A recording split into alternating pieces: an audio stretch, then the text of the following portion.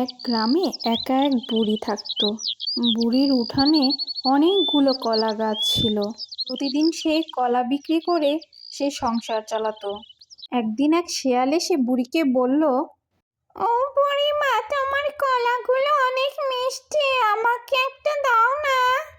দয়ালু বুড়ি শিয়ালকে দেখে তার অনেক দয়া হলো।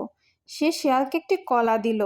তখন শিয়াল আবারও বলল, বুড়িমা, একটা কলা দিয়ে কি হবে? আমার কি একটা কলাই পেট ভরবে?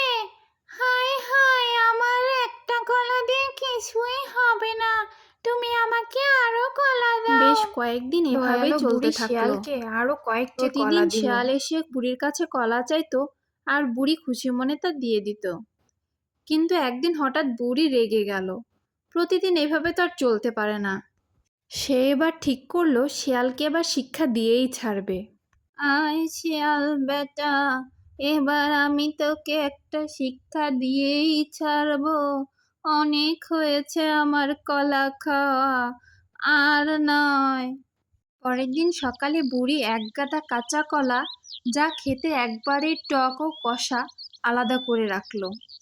শিয়াল এসে যেমনই খেতে শুরু করলো, তখনই তার দাঁত কট করে উঠল আর মুখ কষে গেল।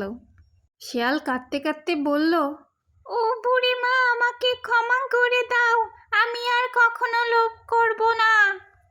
বুড়ি হেসে শিয়ালকে বলল, সাবধান, লোভ করলে এমনই ফল পেতে হয়। শিয়াল দৌড়ে পালালো।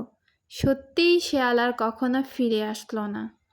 আমাদের গল্প এখানেই শেষ হয়ে গেল। গল্পটি কেমন লাগলো অবশ্যই কমেন্টে জানাবেন। ধন্যবাদ সবাইকে।